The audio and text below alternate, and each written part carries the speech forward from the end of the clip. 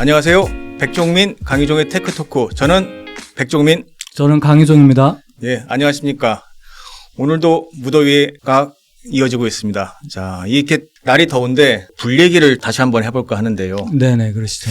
요즘 우리 사회에 이 화재 얘기가 지금 끊이지 않고 있어요. 이게 무더위 속에서 이렇게 화재가 이어지면 안 되는데 이 전기차 화재 얘기 정말 중요한 얘기 같습니다. 우리 산업에도 중요하고 우리 실생활에도 중요하고 하기 때문에 저희가 오늘 한번 또 심도 있게 한번 얘기를 좀 한번 나눠보도록 하겠습니다.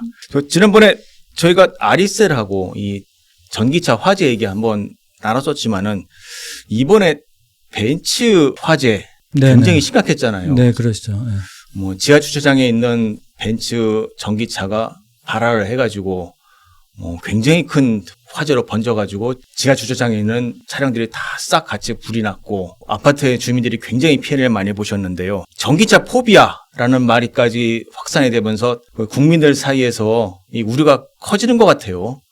네, 이번에 청라 아파트 인천에 거기서 화재가 이제 났는데, 벤츠 전기차 화재죠. 근데 140여 대가 이제 불에 같이 탔고, 그을 리거나 불에 탔고, 재산 피해도 엄청나, 100억 원대, 어떤, 재산 피해가 좀 발생했다고 합니다. 그래서 좀, 이번에는 좀 많이 화제가 됐고, 그래서 국민적으로도 많이 좀 불안해하는 것 같아요. 그래서 전기차 포비아라는 얘기도 좀 나오고 있습니다.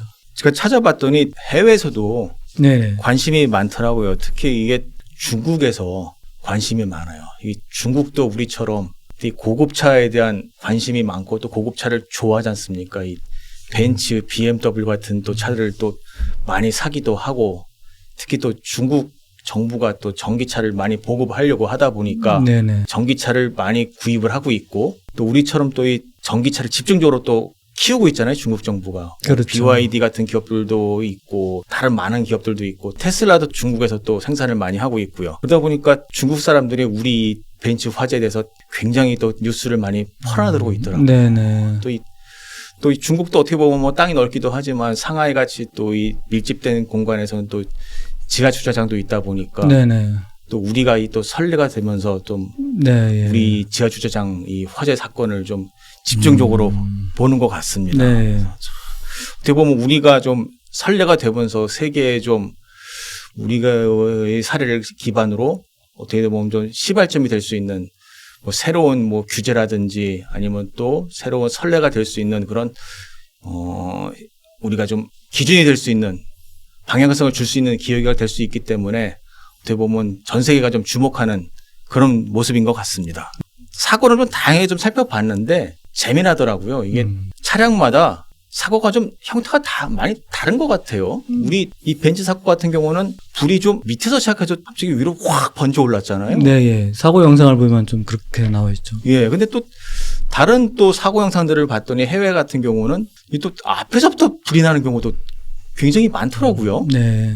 그러니까 차 사고가 났는데 앞에서 불이 확 번져오면서 뒤로 가는 경우도 많고 의외로 또 그러니까 우리처럼 이 밑에서부터 불이 번져오는 경우는 또 많지 않았던 것 같아요. 네. 우리나라 도로 환경의 특징인지는 모르겠지만은 아무래도 우리가 좀 이 과속 방지턱 같은 게 좀 많아서 그런 건지 좀 배터리에 충격이 많이 가서 그런 건지는 모르겠지만은 좀 우리만의 특징일까요? 그런 글쎄요, 그거는 이제 잘 모르겠지만은 배터리 팩이 밑으로 쭉 깔려 있지 않습니까? 네. 그런데 그 배터리 팩의 앞에 부분이냐 중간이냐 뒷부분이냐 어디에서 처음에 발화가 시작됐느냐에 따라서 영상이 좀 다를 것 같아요. 이게 좀 배터리 팩 중에서도 앞부분에서 좀 먼저 시작됐다 그러면 이제 본네트 쪽에서 발화가 된 것처럼 보일 수도 있고요. 사실상 그 앞에 전기차 부분은 이제 앞에 이 본네트 부분은 지금 비어 있는 상태이기 때문에 그래서 그거는 이제 좀 차량마다 좀 경우에 따라 좀 다를 것 같아요. 어떻게 보면 그럼 불이 확 번지지 않고 그래도 조금씩 번졌던 차 같은 경우는 열폭 전속이 좀 덜했다. 그렇게 볼 수도 있지 않을까요? 어떻게 보면은 어떤 차들은 보면 확 번진 차들이 있긴 네, 있더라고요. 네. 화재 종류 원인에 따라서 좀 네. 다를 것 같습니다. 이게 전기차라는 게 참 이 화재가 한번 벌어지면은 온도도 크게 굉장히 높아 올라가고 하다 보니까 원인을 찾기 어려우면서 항상 보면 마지막에는 오리모중이다. 네. 그런 결론이 나는 것 같아요. 네. 항상 보다 보니. 그러다 보니까 결론은 이 무엇이 문제였는지 항상 체크가 어렵고 그러다 보니까 항상 국민들께서는 불안해하고 정책 당국에서도 고민하는 네. 그런 뭐 도토리 현상이 항상 이 도토리 쳇바퀴돌이 현상이 도는 상황이 벌어지는 것 같습니다. 네. 제가 또 이런 현상도 봤어요. 어떤 차가 불이 났는데 불을 껐다고 하더라고요. 그래서 이 차를 또 견인 장소에다 옮겨놨는데 일주일 뒤에 다시 또 불이 났다는 네. 그런 일도 벌어졌다고 하는데 이런 일은 사실 왜 일어나는 겁니까 대체? 네. 이제 보통 이제 이 전기차 같은 경우에는 리튬 이온 배터리가 들어있지 않습니까? 그게 다양한 이제 금속 물질이 들어있는데 이제 보통 이제 금속 화재라고 하면은 겉으로 이제 이게 불이 다 꺼진 것처럼 보여도 또 재발 가능성이 좀 있습니다. 그리고 또 안에 그 여러 가지 또 화학 물질들이 있기 때문에 그런 것들이 화학 작용을 일으켜서 다시 또 불이 날 수도 있고요. 여러 가지 좀 이유가 있을 것 같습니다. 그래도 이번에 벤츠 차량이라든지 화재라든지 이렇게 좀 보면은 뭐 그냥 서 있다가 뭐 3, 4일 있다 뭐 일주일 있다 이런 식의 불이 난다고 하면은 뭐 소비자나 뭐 입장에서는 불안할 수밖에 없을 것 같아요. 네. 심지어 불이 났던 차가 다시 또 불이 났다. 네. 당황스러울 수밖에 없을 것 같습니다. 네, 진짜. 그렇죠. 네. 이번에 좀 저희가 좀 봐야 될 게 물론 전기차 화재가 좀 다양하게 원인으로서 이렇게 나지만은 그리고 전기차 화재가 좀 위험한 건 맞습니다. 빠른 시간 안에 이제 열폭조 현상이 좀 나타나고 이제 한 번 나면 아까 말씀하신 대로 좀 진화하기도 좀 어렵고 뭐 다시 또 재발하기도 하고 좀 그런 문제점이 있는데 전기차 화재라고 해서 특별히 더 위험하느냐? 또 그런 건 아닙니다. 이번에 인천 화재 같은 경우에는 처음에 시작은 또 전기차에서 났지만은 이렇게 큰 피해가 번진 거는 결국은 스프링클러가 없었다. 스프링클러가 작동하지 않았다. 그래서 그 140대까지 이르는 그런 피해가 나은 거거든요. 그래서 뭐 예전에도 이제 5월 달인가 군산에서도 지하 아파트에서 화재가 난 적이 있었는데 전기차 화재였죠. 그때는 스프링클러가 제대로 작동을 했습니다. 그래서 45분 만에 이제 화재가 진압이 됐거든요. 역시 스프링클러의 문제였다. 저번에 저희가 아리셀 사고에서도 말씀드렸었지만은 스프링클러가 작동하지 하느냐 아니냐에 따라서 화재가 더 커질 수 있는지 안 커질 수 있는지를 좀 이게 좀 갈라질 수 있습니다. 그래서 뭐 전기차라고 해서 무조건 뭐 위험하다, 포비하다, 공포감이다 이렇게 해서 좀 너무 좀 확대 해석하지 않았으면 좋겠습니다. 어떻게 보면 좀 인재 영향도 좀 있다라는 말씀이시네요. 그렇죠. 예. 이게 저도 우리 아파트 생활을 대부분 하지만은 가끔 보면 이 화재 경보 뜨는 경우들 있잖아요. 네. 근데 대부분 우리 그냥 무심하게 아유 그렇죠. 뭐 또 오작동이겠지 하는 경우 굉장히 많이 있지 않습니까? 보면. 그렇죠.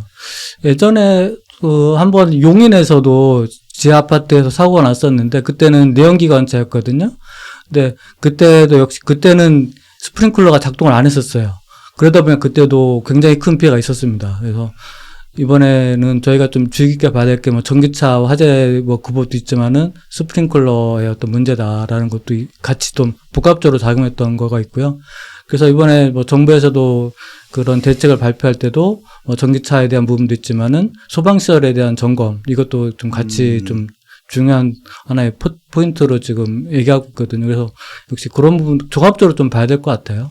맞아요. 그때 그 용인의 그 지하 주차장 사고 네. 그때 제가 살던 아파트 바로 옆에 아파트였거든요. 네. 그때도 스프링클러 사건 있었다고 저도 기억을 합니다. 네. 뭐 제가 살던 아파트에서도 수시로 그런 일이 벌어지고는 했는데 네. 뭐 우리가 어떻게 보면 경각심이 없는 거라 봐야 되지 않을까요? 보면 네. 그런 것도 아니면 있죠. 이 화재 뭐 일어나겠어라는 생각을 하긴 하는데 앞으로 이런 부분들이 굉장히 우리가 좀 조심을 하고 네. 뭐 철저하게 좀 준비를 하고 네. 뭐 관리 사무실이라든지 그런 직원들 분들도 좀 조심을 하시고 우리 주민들도 좀 조심을 해야지. 이것도 꼭 전기차만이 아니라 일반 그냥 내연기관 차도 충분히 벌어질 수 있는 그렇죠. 그런 현상이라 또 네. 좀 체크를 한번 해야겠네요. 그렇죠. 네. 뭐 그렇다고 하더라도 일단 전기차가 좀 이 열폭주 현상도 있고 그리고 또 워낙 또 급하게 상황이 벌어지기 때문에 일단 조심해야 되는 상황은 맞잖아요. 그렇죠. 아무래도 네. 좀. 네. 맞죠. 그런 부분들에서 우리가 좀 체크를 좀 해봐야 될 것 같은데 네. 일단 중국산 배터리에 대한 네. 소비자들의 걱정이 굉장히 큰 것 같아요. 네, 그런 것 같습니다. 특히 이번에 이 사고가 난 벤츠 차량에 이 듣보잡 중국산 배터리가 들어갔다라는 비판이 커요. 네. 어떻게 보세요? 이게 벤츠 차량을 이제 보니까 처음에는 이게 CATL이라고 세계 1위죠. 그 중국 기업인데 그 배터리를 탑재한 걸로 알았었는데 알고 보니까 파라시스 배터리였다. 그게 몇 위 정도죠? 이게 작년에 한 10위권이었고 올해는 한 9위 정도로 올라온 것 같습니다. 전 세계적으로. 좀 사실 뭐 중국에서는 어느 정도 인지도가 있었겠지만 우리나라에서는 좀 사람들이 거의 잘 모르는 기업이었고요. 또 문제가 이 회사가 그 만든 배터리가 3원계 배터리라고 부르죠. NCM 배터리를 탑재한 걸로 좀 나와 있었습니다. 그래서 이런 부분들이 소비자들에게 좀 달랐던 부분이어가지고 좀 소비자들이 많이 좀 당황스러워했고 그래서 배터리 정보를 공개해야 된다 뭐 이런 주장들이 좀 많이 좀 나오고 있는 상황이었죠. 3원계 조금 설명을 좀 쉽게 좀 한번 해주시면 좀 좋겠는데요. 네, 이 3원계 배터리라는 거는 그 니켈, 코발트, 망간, 그러니까 NCM이라고 부르죠. 앞자를 따서 혹은 이제 니켈, 코발트, 알루미늄, 니켈, NCA라고 부릅니다. 이런 거 배터리를 얘기하고요. 이런 3원계 배터리는 이제 국내 기업들이 기술력이 좀 높습니다. 중국에 비해서. 그래서 만약에 국내 기업의 어떤 그 3원계 배터리가 탑재됐었다면 좀 달랐을 텐데, 그거 좀 잘 모르는 중국 기업이 뭐 3원계 배터리를 좀 탑재하다 보니까 이게 좀 문제가 좀 됐던 거고요. 아마 좀 그 중국 기업들은 우리나라에 비해서는 그 3원계 배터리의 기술력이 좀 떨어집니다. 좀 그렇다 보니까 이번에 좀 그런 데에서 좀 신뢰성이 좀 많이 좀 떨어졌던 것 같아요. 그러니까 중국 기업들은 좀 강점이 있는 게 LFP 배터리라고요. 그 인산철 우리가 보통 리튬 인산철 배터리라고 좀 부르는데요. 그 배터리가 좀 중국 기업들이 좀 강점을 가지고 있고 이 배터리는 좀 화재에는 좀 어느 정도 좀 화재 안전성이 좀 그래도 안전한 그런 배터리라고 좀 요즘 그 얘기하고 테슬라 있습니다. 모델 3, 모델 Y에 새로 들어온 그 배터리 말하는 거죠? 그렇죠. 예. 이게 좀 저렴하다 해서 조금 인기가 많아지 않습니까? 맞습니다. 예. 예, 테슬라가 이제 그 LFP 배터리를 새로 탑재하면서 다른 그 글로벌 기업들도 LFP 배터리를 좀 많이 탑재하는 그런 추세로 지금 가고 있죠. 근데 이게 꼭 배터리만의 문제라고 봐야 될까요? 아니면 또 이 배터리를 또 관리하는 소프트웨어나 시스템 그런 쪽에도 뭐 책임을 좀 지워야 되는 그런 인식도 있는 것 같아요. 저희가 우리 소프트웨어도 보면은 우리 이 핸드폰에서도 꼭 배터리만의 문제냐, 소프트웨어 문제냐 그런 얘기 많았잖아요. 그렇죠. 예. 자동차에도 이 소프트웨어를 관리하는 시스템이 있을 것 같은데 어때요? 그렇죠. 이게 1차적으로는 사실 배터리를 잘 만들어야 되는 거고요. 네. 배터리를 좀 화재에 좀 안전하게 열적 안정성이 좀 뛰어난 그런 배터리를 만드는 게 가장 중요할 것 같고요. 그리고 나서 좀 중요한 게 말씀하신 대로 어떤 배터리를 관리하는 어떤 시스템, 배터리 관리 시스템이라고 하죠. 줄여서 이제 BMS라고 합니다. BMS. 예. 네. 배터리 매니지먼트 시스템이라고 해서 BMS라고 하는데요. BMS가 그래서 굉장히 좀 더 중요한 요소로 지금 부각이 되고 있습니다. 이게 어떻게 보면은 그러니까 전기차의 핵심이 지금 보면은 뭐 과거에는 차량을 만들 때 핵심이 엔진, 미션, 네네. 그리고 이 외관, 껍질 네. 이러는데 지금 봤을 때는 이제 배터리, BMS 이게 어떻게 보면 굉장히 핵심이 되고 있다고 봐야겠네요. 그러면은. 예, 그렇죠. 예. 근데 과거에는 이 독3사, 벤츠, BMW, 아우디 네. 이 회사들이 이거에 정말 엔진 세계를 미션 이런 거에 강점이 선두를 밀고 나갔는데 네. 지금 어떻게 보면은 이 독3사들이 이 부분에서는 어떻게 보면은 뒤처지고 있는 그런 상황이라고 봐도 되지 않겠나요? 그렇죠. 독일 3사들은 기존의 내연기관차의 어떤 그쪽에 좀 자기가 기득권이 있었기 때문에 전기차 전환에 좀 늦게 대응을 했었고 그러다 보니까 아무래도 좀 배터리라든지 그런 배터리를 관리하는 시스템 부분에 대해서는 좀 대응이나 기술 수준이 좀 떨어진 거 아닌가. 이번에 사고만 봐도 당연히 그 세계 인류의 어떤 배터리를 탑재했을 거라고 생각을 했는데 그렇지 않고 뭐 9, 12 그냥 좀 뒤처져 있는 그런 배터리를 좀 탑재돼 있었고, 그리고 아까 말씀하신 그 BMS 관련돼서도 사실 요새 그 우리 기업들이나 좀 앞선 기업들은 BMS가 잘 돼 있습니다. 그래가지고 사전에 경고 메시지가 뜨기도 하고 그래가지고 좀 대응할 수 있게 좀 그런 시스템을 갖춰져 있거든요. 그런데 이번에는 이제 주차 중에서 한 59시간 만에 이제 사고가 났는데,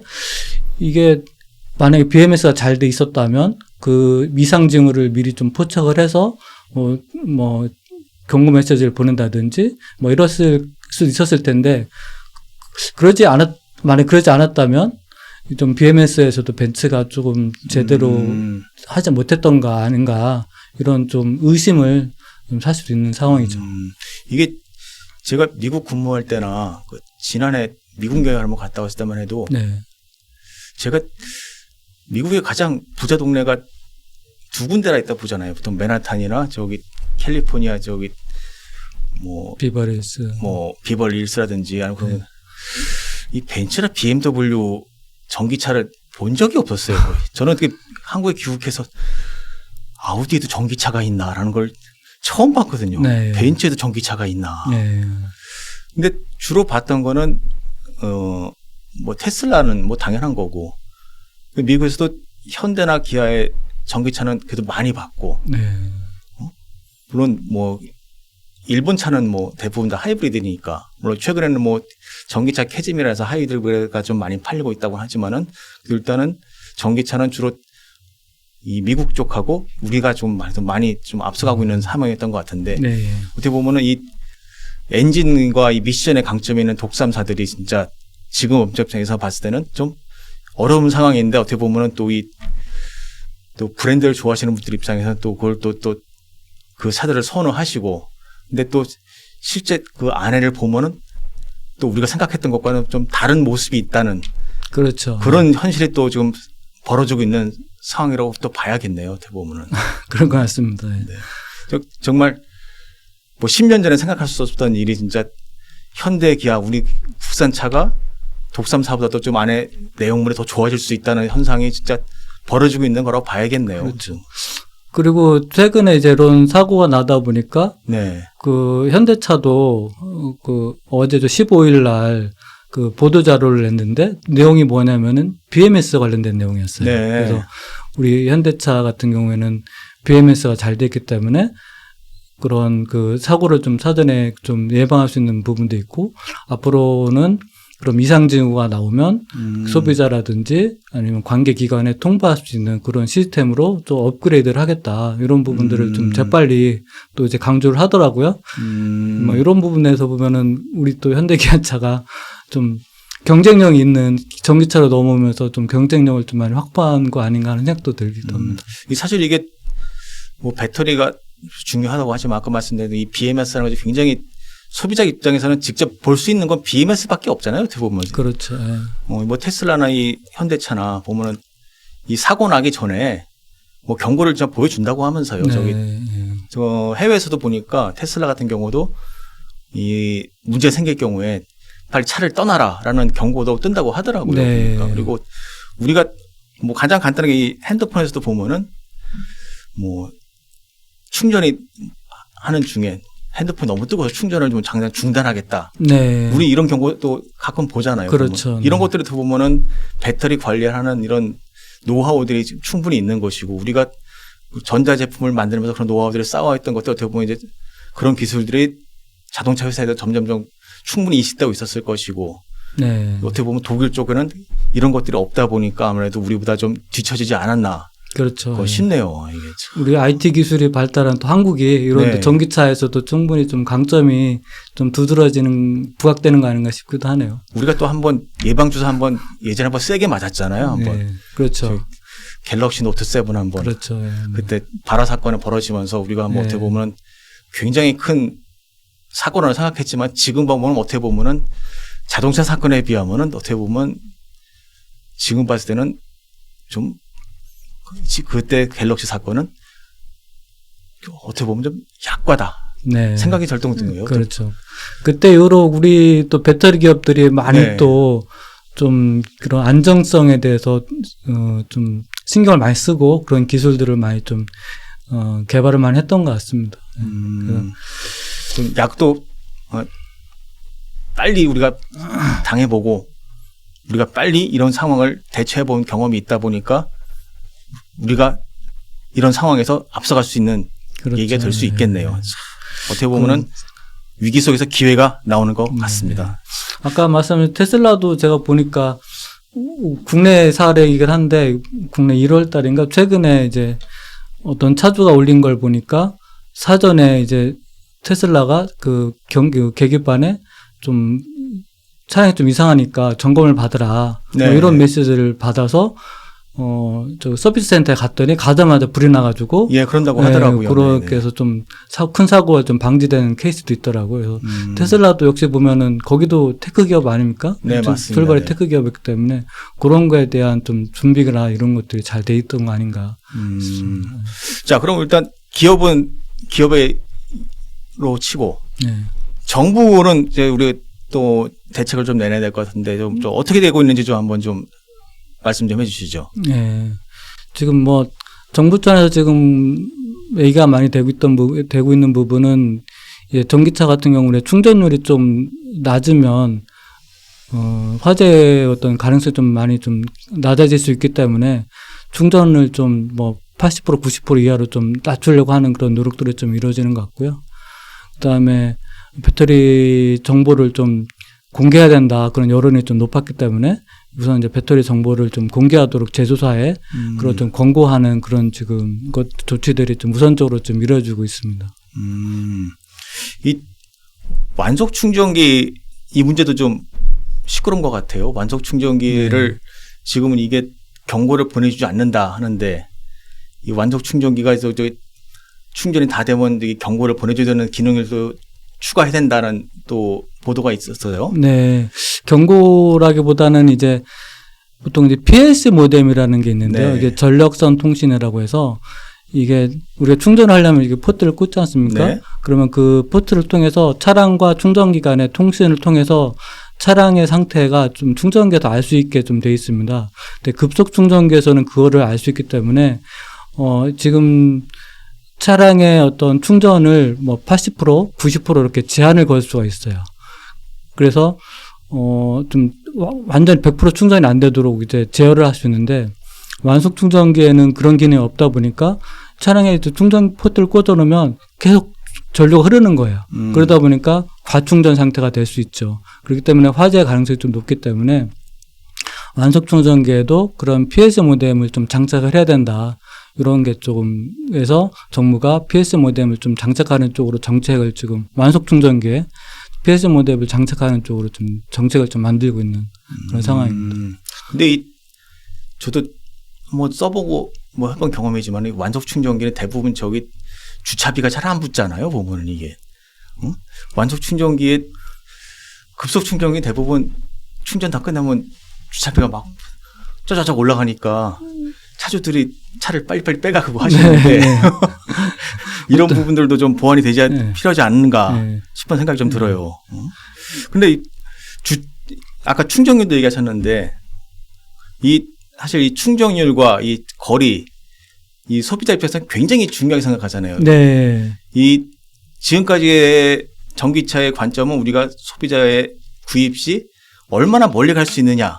그렇죠. 그걸 고민을 하고 있었는데 이제는 충전율을 제한해 버린다. 그러면은 내가 뭐 500km 갈 수 있는 걸 샀는데 80%면은 400km밖에 못 간다는 얘기잖아요. 그렇죠. 예. 그러면 부산을 가다가 내가 중간에 충전을 또 해야 된다는 얘기고. 그러면 뭐 화재를 막을 수도 있지만 어떻게 보면 또 소비자 입장에서는 또 굉장히 또 불편을 겪을 수도 있는데 참 이런 부분들 문제는 없을까요, 이게? 그래서 지금 소비자들은 이게 만약 90%로 제한한다고 하면은 재산권 침해 아니냐. 네. 왜 내 차를 내 마음대로 충전 못하게 하느냐. 말씀하신 대로 가뜩이나 전기차가 주행거리가 짧아서 좀 불안한데 여기까지 충전료까지 제한하면 더 짧아지니까 이런 거에 대한 좀 소비자들이 불만이 있을 수 있습니다. 그런데 이게 안전이라는 거를 좀 생각하다 보면 또 그런 부분들은 좀 불편함을 좀 감수를 해야 되는 것도 아니냐라는 또 의견도 있는 것도 사실이고요.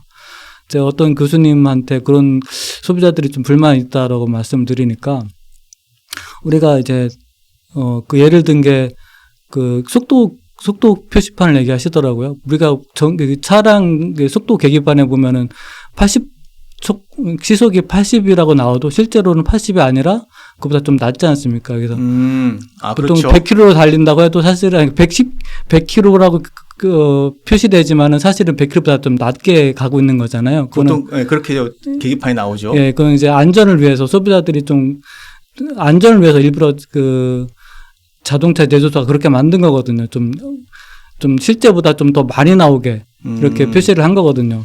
그래서 그런 거를 예를 들면서 소비자들이 좀 그런 거는 좀 안전에서 차원에서 또 이 사고가 나뿐만 아니라 다른 사람에게도 피해를 줄 수 있기 때문에 그런 차원에서 좀 소비자들의 인식 개선도 같이 좀 필요한 거 아닌가 그렇게 얘기하시더라고요.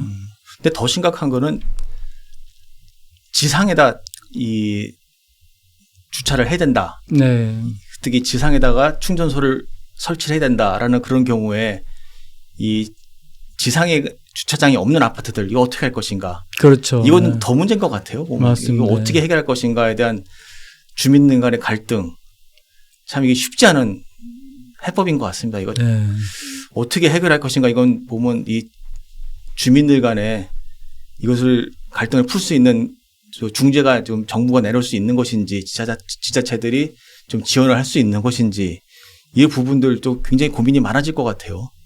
저도 그거 관련돼서 좀 정부 쪽에 좀 관계자들한테 좀 통화를 해봤는데, 정부도 답이 없는 것 같습니다. 아직까지는 것도 뚜렷하게 좀 해법이 없는 것 같아요. 이게 요새 또 신축 아파트 경우는 바로 지상에 주차를 못하고 바로 지하로 들어가게 좀 돼 있지 않습니까? 그렇죠. 심지어 지금 택배차도 못 들어가게 해버렸잖아요. 네, 그런 차원에서 어떻게 그럼 지상에 주차장을 따로 만들거나 지상에 전기차 충전소를 따로 설치하는 것도 그런 주차장에서 좀 어려울 수도 있고요. 그래서 좀 여러 가지 좀 다양한 케이스들이 많기 때문에 좀 여러 가지 좀 고민들을 좀 해봐야 되는 상황인 것 같습니다.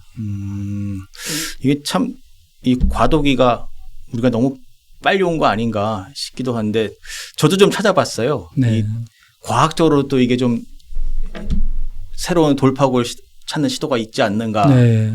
찾아봤더니 최근에 이 과학기술정보통신부에서 네.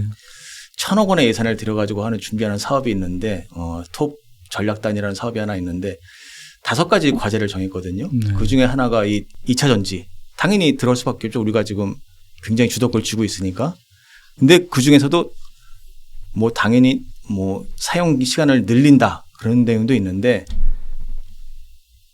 우리가 지금 관심 가지고 있는 화재나지 않는 2차 전지 만들자. 네. 네. 이런 내용이 포함이 되어 있더라고요. 네. 이 부분들을 위해서 지금 화학계 그리고 그 외 굉장히 많은 연구기관들이 연합을 해가지고 또 지금 또 노력을 하고 있는 아마 한 5년 정도 기한이 좀 돼 있는데 아마 이걸 또 좀 속도를 더 내가지고 빨리 해야 되지 않을까 네, 생각이 좀 맞습니다. 듭니다. 이 배터리 업계도 그동안에 이제 강조를 많이 했던 게 에너지 밀도를 올리는 것. 에너지 밀도가 올라가야 이제 배터리 용량이 좀 늘어나고 그래야 이제 주행 거리도 이제 길어지고 그런 부분들을 좀 중점이 주어졌었는데 지금 앞으로는 그런 어떤 성능, 그러니까 에너지 밀도 이런 향상과 함께 안전한 배터리를 만드는 것, 이렇게 같이 균형 있게 좀 기술 개발이 좀 균형 있게 이루어져야 된다라는 좀 어떤 인식들이 좀 확대되는 것 같습니다. 그래서 좀 어떤 에너지 밀도, 배터리 용량뿐만 아니라 안전한 배터리를 만드는 쪽으로 좀 균형 있게 앞으로 좀 이루어지지 않을까 그런 생각이 듭니다. 또 이런 의견도 있더라고요.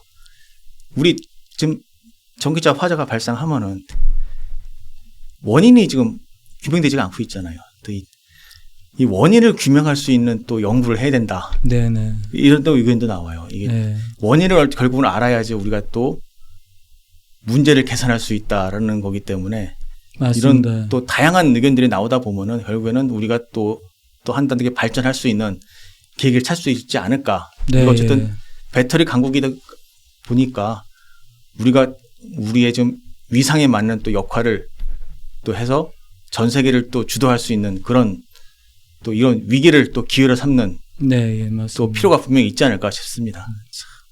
자, 오늘 배터리 화재에 대해서 이렇게 한번 지금까지 말을 나눠봤습니다. 자, 너무 걱정하지 마시고요. 우리 한번 또 우리 대한민국의 배터리 강국이 더 발전할 수 있는 계기가 이번 기회에 마련되기를 기대해 보겠습니다. 자, 오늘 테크토크 여기까지 하겠습니다. 자, 감사합니다. 감사합니다.